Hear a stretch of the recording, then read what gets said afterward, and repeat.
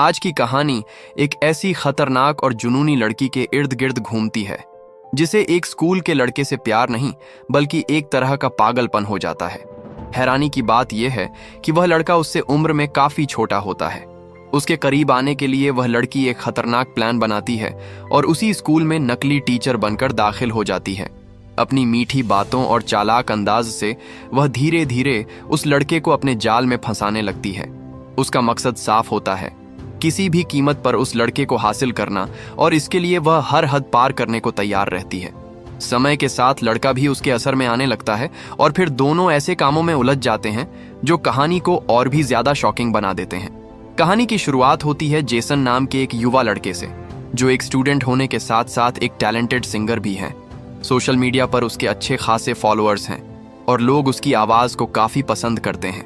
आगे के सीन में हमें एक कैथोलिक स्कूल दिखाया जाता है जहां समर वेकेशन खत्म होने के बाद जेसन और उसकी बहन जॉय को उनके माता पिता स्कूल छोड़ने आते हैं। वहीं पर सारा नाम की एक लड़की भी दिखाई देती है जो जॉय की रूममेट है और जेसन को पसंद करती है। जेसन के पिता चाहते हैं कि वह गाने वाने छोड़कर सिर्फ पढ़ाई पर ध्यान दे, लेकिन जेसन का सपना सिंगिंग में ही करियर बनाने का है। इसी दौरान स्कूल की सीनियर टीचर सिस्टर रेबेका नजर आती हैं, जो जेसन और जॉय के माता पिता को भरोसा दिलाती हैं कि दोनों बच्चों का पूरा ख्याल रखा जाएगा। इसके बाद वह स्कूल की नई टीचर सिस्टर सोफिया से मिलती है, जिसका आज पहला दिन होता है। रेबेका उसे स्कूल के सख्त नियम समझाती है, जिसमें यह भी शामिल होता है कि सभी टीचर्स को बिना मेकअप के रहना होगा। यह सुनते ही सोफिया अपनी लिपस्टिक हटा देती है और नियमों को मानने का दिखावा करती है। जब रेबेका सोफिया को स्कूल का चक्कर लगवा रही होती है, तभी उनकी मुलाकात जेसन से होती है। इस दौरान सोफिया नोटिस करती है कि जेसन थोड़ा उदास है। तब रेबेका बताती हैं कि कुछ समय पहले जेसन ने नशे की हालत में अपने पिता की कार का एक्सीडेंट कर दिया था, जिसके बाद से उसके पिता उससे नाराज रहते हैं। हालांकि पढ़ाई में वह काफी होशियार है और सिंगिंग में भी अच्छा नाम बना चुका है। बाद में जब सोफिया अपने कमरे में पहुंचती है तो वह लैपटॉप पर जेसन के वीडियो देखने लगती है और अजीब तरह से उसकी तरफ आकर्षित होकर स्क्रीन को ही किस करने लगती है। इससे साफ हो जाता है कि वह पहले से ही जेसन के बारे में जानती है और उसके मन में कुछ गलत इरादे पल रहे हैं। अगले दिन सोफिया अपनी पहली क्लास लेने पहुंचती है और स्टूडेंट्स को अपना परिचय देती है, लेकिन जब वह देखती है कि जेसन और सारा आपस में बात कर रहे हैं तो वह सारा को सख्ती से आगे वाली सीट पर बैठा देती है। यह बात सारा को बिल्कुल पसंद नहीं आती, जबकि जॉय को भी यह अजीब लगता है, क्योंकि आमतौर पर इस स्कूल में टीचर्स ऐसा व्यवहार नहीं करते। जैसे ही क्लास शुरू होने वाली होती है, जॉय याद दिलाती है कि पहले प्रेयर होती है। इस पर सोफिया खुद प्रेयर करने के बजाय जॉय से ही प्रेयर करवाती है। उस दौरान जॉय नोटिस करती है कि सोफिया खुद प्रेयर में शामिल नहीं हो रही। बाद में जॉय यह बात जेसन को बताती है, लेकिन तभी जेसन का ध्यान सारा के मैसेज में उलझ जाता है और वह इस बात को ज्यादा गंभीरता से नहीं लेता। क्लास खत्म होने के बाद सोफिया जेसन को अकेले में रोकती है और उससे पूछती है कि क्या सारा उसकी गर्लफ्रेंड है। जेसन साफ मना कर देता है, जिसे सुनकर सोफिया के चेहरे पर एक अलग ही खुशी नजर आती है। लेकिन अगले ही दिन सारा जेसन को प्रपोज कर देती है और जेसन भी बिना ज्यादा सोचे हाँ कह देता है। दोनों रोमांटिक मोमेंट शेयर कर रहे होते हैं, तभी सोफिया वहां पहुंच जाती है और जेसन को तुरंत क्लास में भेज देती है, जबकि सारा को अलग से डांटती है। सारा भी गुस्से में जवाब देती है, क्योंकि वह एक अमीर परिवार से आती है और किसी से डरती नहीं। लेकिन सोफिया को इससे कोई फर्क नहीं पड़ता और वह सारा को सख्त लहजे में जेसन से दूर रहने की चेतावनी देती है। यहाँ से कहानी और भी ज्यादा डार्क और इंटेंस होने लगती है, जहाँ हर कदम पर खतरा बढ़ता नजर आता है। फिर क्लास खत्म होने के बाद सोफिया जेसन को रोक लेती है और हल्की मुस्कान के साथ उससे पूछती है, तुमने तो कहा था कि तुम्हारी कोई गर्लफ्रेंड नहीं है, फिर सारा के साथ क्या चल रहा था? यह सवाल सुनकर जेसन घबरा जाता है और उसके पास कोई साफ जवाब नहीं होता। वह बस चुप खड़ा रह जाता है। तभी सोफिया उसे कहती है कि वह बाद में उसके केबिन में आकर मिले, उसे कुछ जरूरी बात करनी है। जेसन मजबूरी में हामी भर देता है। अगले सीन में हम देखते हैं कि सोफिया अपने कमरे में जाती है और जानबूझकर दरवाजा थोड़ा खुला छोड़ देती है। फिर वह ऐसे बिहेव करने लगती है जैसे उसे किसी की परवाह ही न हो और धीरे धीरे खुद को मॉइस्चराइज करने लगती है। उसी समय जेसन वहां पहुंच जाता है और ये सब देखकर बोल पड़ता है, भैंस की आंख, यहाँ तो पूरा शो चल रहा है। दरअसल ये सब सोफिया का प्लान था। वह चाहती थी कि जेसन उसे इस हालत में देखे ताकि उसके मन में भी लड्डू फूटें, और वही होता है। जेसन वहां से सीधे अपने कमरे में लौट आता है, लेकिन उसका दिमाग पूरी तरह ब्लैंक होता है और सोफिया में उलझ चुका होता है। पूरी रात वह उसी के बारे में सोचता रहता है और अपने ख्यालों में खो जाता है। अगले दिन जब सोफिया उससे पूछती है कि वह उससे मिलने क्यों नहीं आया, तो जेसन बहाना बनाकर कह देता है कि वह भूल गया था। इसी तरह धीरे धीरे एक हफ्ता गुजर जाता है और वीकेंड पर उनके माता पिता बच्चों को घर ले जाने स्कूल पहुंचते हैं। लेकिन जेसन के बिना रहना अब सोफिया के लिए मुश्किल हो चुका था। उसका ध्यान कहीं और लग ही नहीं रहा था, इसलिए वह सिस्टर रेबेका से झूठ बोलकर छुट्टी ले लेती है कि उसकी आंटी की तबीयत खराब है। दूसरी तरफ घर पहुंचकर जेसन अपने पिता से कहता है कि वह 1 साल का ब्रेक लेकर सिंगिंग पर फोकस करना चाहता है, लेकिन उसके पिता इस बात से बिल्कुल सहमत नहीं होते। वह चाहते हैं कि जेसन अपनी पढ़ाई पर ध्यान दे। इसी बात को लेकर दोनों के बीच बहस हो जाती है और गुस्से में जेसन घर से बाहर निकल जाता है। बाहर अकेले बैठकर वह अपने दिल की बात गाने के जरिए निकालने लगता है। तभी दूर सोफिया अपनी कार में बैठी उसे छुप कर देख रही होती है और उसकी सिंगिंग को महसूस कर रही होती है। उसकी नजरें सिर्फ जेसन पर टिकी होती हैं और वह अंदर ही अंदर बेचैन हो रही होती है। तभी जेसन के फोन पर सारा का कॉल आता है, जिसे देखकर सोफिया का मूड अचानक बदल जाता है और वह गुस्से से भर जाती है। उसी दौरान उससे गलती से आवाज हो जाती है, जिससे जेसन को शक होता है और वह उस तरफ बढ़ता है। लेकिन तभी जॉय का मैसेज आ जाता है और वह वापस घर लौट जाता है। अब सोफिया ठान लेती है कि किसी भी तरह सारा को जेसन की जिंदगी से हटाना होगा। इसके लिए वह एक खतरनाक चाल चलती है। रात के समय वह चुपके से सारा के कमरे में जाती है और उसकी किताब के अंदर ड्रग्स छुपा देती है। लेकिन जैसे ही वह बाहर निकलती है, सामने सिस्टर रेबेका आ जाती है। सोफिया तुरंत बहाना बना देती है कि उसे कोई आवाज सुनाई दी थी, इसलिए वह चेक करने आई थी। उसी वक्त जॉय भी जाग जाती है, जो सारा की रूममेट है, और यह सब देखकर उसके मन में सोफिया को लेकर शक पैदा होने लगता है। अगले दिन क्लास में सोफिया सभी स्टूडेंट्स से वही पेज खोलने के लिए कहती है जहां उसने ड्रग्स छुपाए थे। जैसे ही सारा अपनी किताब खोलती है, सोफिया उसे रंगे हाथों पकड़ लेती है और सख्त आवाज में कहती है कि इसके लिए उसे कड़ी सजा मिलेगी। कुछ ही समय में यह खबर पूरे स्कूल में फैल जाती है और सारा को सस्पेंड कर दिया जाता है। लेकिन सोफिया यहीं नहीं रुकती। वह सिस्टर रेबेका को समझाती है कि स्कूल की रेप्यूटेशन बनाए रखने के लिए बॉयज हॉस्टल की भी तलाशी लेनी चाहिए। रेबेका को यह बात सही लगती है और जांच शुरू कर दी जाती है। तलाशी के दौरान जेसन के बेड के नीचे से शराब की बोतल मिलती है, जो असल में सोफिया की एक और चाल होती है। जेसन बार बार सफाई देता है कि उसे इस बारे में कुछ नहीं पता, जरूर किसी ने उसे फंसाने की कोशिश की है। वह कहता है कि अगर उसे सस्पेंड कर दिया गया तो उसकी जिंदगी बर्बाद हो जाएगी, और यही वह पल था जिसका सोफिया इंतजार कर रही थी। वह एक प्रस्ताव रखती है कि अगर जेसन सस्पेंशन से बचना चाहता है तो उसे 1 हफ्ते तक स्कूल में सिस्टर्स की तरह काम करना होगा। मजबूरी में जेसन इस शर्त को मान लेता है, लेकिन सवाल यह है कि सोफिया आखिर यह सब क्यों कर रही है? उसका असली मकसद क्या है? इन सवालों के जवाब जानने के लिए हमें पास्ट में जाना पड़ेगा, जहां पहली बार सोफिया ने सोशल मीडिया पर जेसन को देखा था। जेसन की आवाज और उसके गानों ने उस लड़की को इस हद तक प्रभावित कर दिया था कि वह उसके पीछे पागल हो गई। धीरे धीरे यह दीवानगी ठरक में बदल गई। जेसन तक पहुंचने के लिए उसने एक बेहद खतरनाक कदम उठाया। उसे पता चलता है कि उसी कैथोलिक स्कूल में सोफिया नाम की एक सिस्टर ट्रांसफर होकर आने वाली है। बस यही मौका देखकर वह असली सोफिया को रास्ते से हटा देती है और उसके सारे डॉक्यूमेंट्स अपने नाम पर करवा लेती है। इसके बाद वह खुद को सिस्टर सोफिया बनाकर स्कूल में दाखिल हो जाती है, ताकि बिना शक के जेसन के करीब रह सके। अब कहानी वापस प्रेजेंट में आती है, जहां जेसन सजा के तौर पर स्कूल के गार्डन में पौधे लगा रहा होता है। तभी सोफिया वहां पहुंचती है और उसकी मदद करने के बहाने उससे बात करने लगती है। धीरे धीरे वह अपनी बातों और हरकतों से उसे अपनी तरफ खींचने की कोशिश करती है। उसका मकसद अब बिल्कुल साफ है, किसी भी तरह जेसन को अपने काबू में करना। दूर खड़ी जॉय यह सब देख रही होती है और सोफिया का यह अजीब व्यवहार उसे अंदर ही अंदर परेशान करने लगता है। आगे रात का सीन आता है जब पूरा स्कूल सो रहा होता है। उसी वक्त सोफिया चुपके से जेसन के कमरे में दाखिल होती है। अंदर आते ही वह अपना फोन रिकॉर्डिंग पर लगा देती है और धीरे धीरे अपने गहने उतारने लगती है। तभी जेसन की नींद खुल जाती है और उसे सामने देखकर वह चौंक जाता है, लेकिन सोफिया बिना रुके उसे अपने जाल में फंसाने लगती है। वह उसके करीब जाती है और उसे बहकाने की कोशिश करती है। जेसन अंदर से डरा हुआ होता है और कहता है कि यह सब गलत है, लेकिन सोफिया उसे समझाती है कि कोई नहीं जानेगा, सब ठीक है।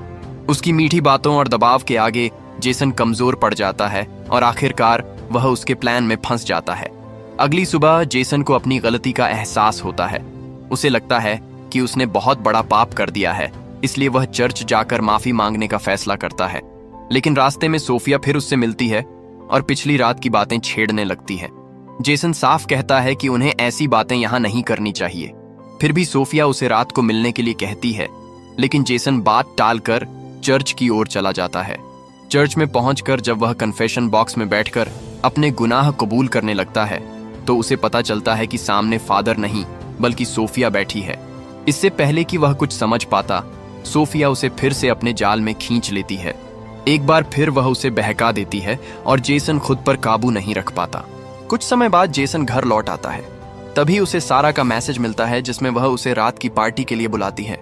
वहीं दूसरी तरफ सोफिया स्कूल से निकलते वक्त सिस्टर रेबेका और एक फादर की बातचीत सुन लेती है।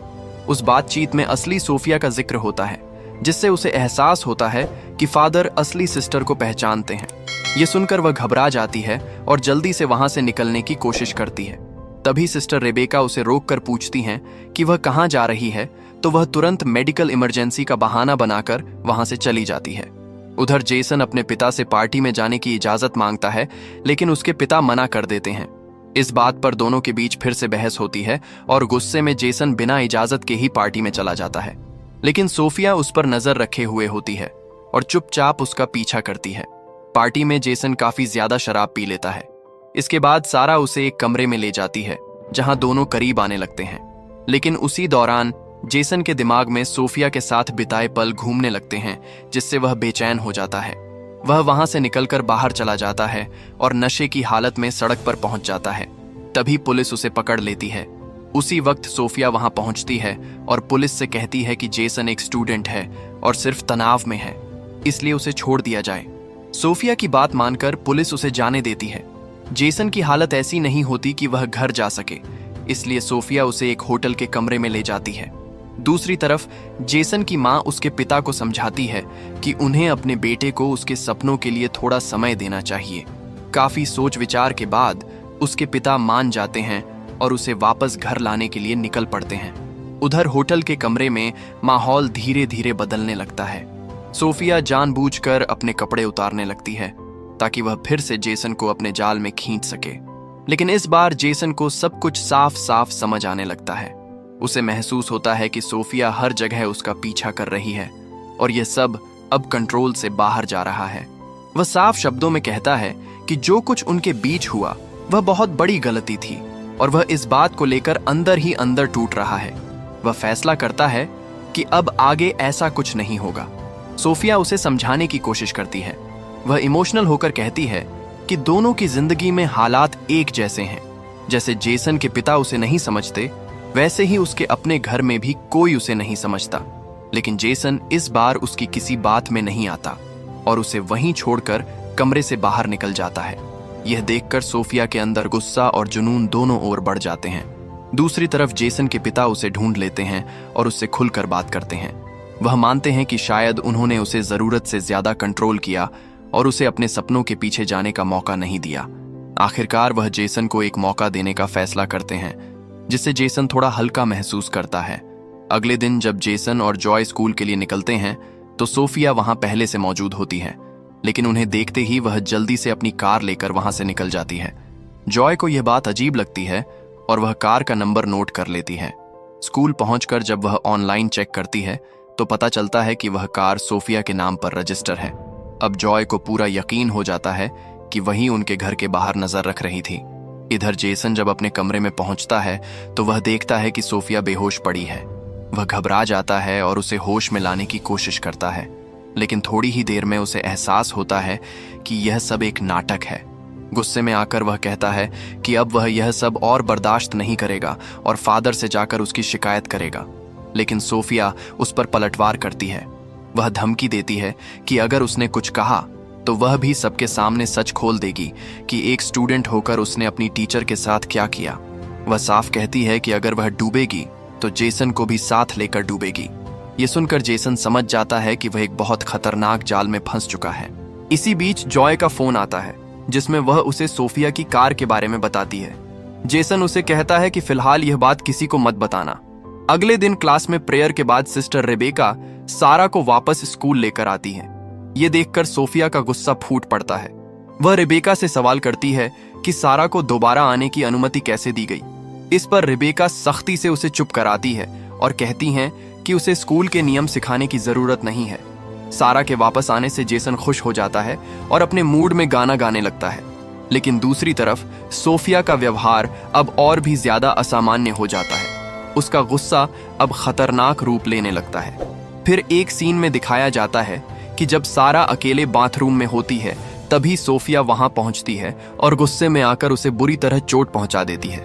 बाद में वह सब कुछ ऐसे सेट कर देती है कि मामला एक हादसा लगे। कुछ देर बाद जॉय जब वहां पहुंचती है तो सारा को उस हालत में देखकर घबरा जाती है और जोर से चिल्लाने लगती है। जांच के बाद पुलिस इसे एक हादसा मान लेती है और केस को उसी तरह क्लोज करने की तैयारी करती है। लेकिन जॉय को यह बात अंदर से सही नहीं लगती। उसे लगता है कि यहां जरूर कुछ गड़बड़ है। अगले दिन चर्च के बाहर जेसन सोफिया का सामना करता है और शक जताता है कि सारा के साथ जो हुआ उसमें उसका हाथ हो सकता है। लेकिन सोफिया बेखौफ होकर कहती है कि अब कुछ भी साबित नहीं होगा क्योंकि पुलिस इसे हादसा मान चुकी है। फिर वह जेसन को उसकी ही कमजोरी याद दिलाती है और उसे नीचा दिखाने लगती है। इसके बाद वह एक और बड़ा झटका देती है।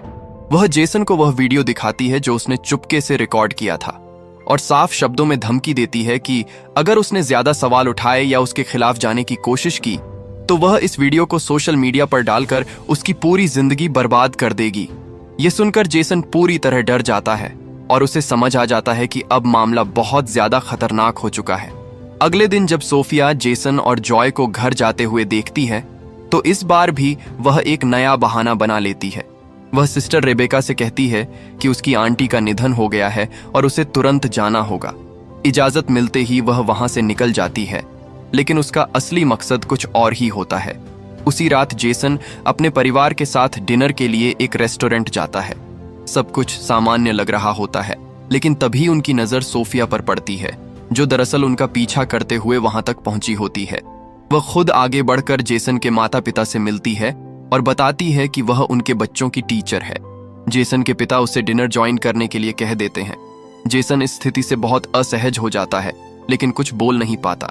वहीं जॉय यह सब ध्यान से देख रही होती है और उसके मन में शक और गहरा हो जाता है। दूसरी तरफ सिस्टर रेबेका सोफिया के बताए हुए एड्रेस पर उसकी आंटी के लिए फूल भेजने की कोशिश करती है, लेकिन जांच करने पर पता चलता है कि वहां किसी की मौत हुई ही नहीं और वह एड्रेस भी गलत है। अब रेबेका को पूरा शक हो जाता है कि कुछ बहुत बड़ा छिपाया जा रहा है। इधर जॉय के बार बार पूछने पर जेसन आखिरकार उसे सब सच बता देता है। वह बताता है कि कैसे वह धीरे धीरे सोफिया के जाल में फंस गया और कैसे उसके पास एक ऐसा वीडियो है जिसकी वजह से वह कुछ भी करने से डर रहा है।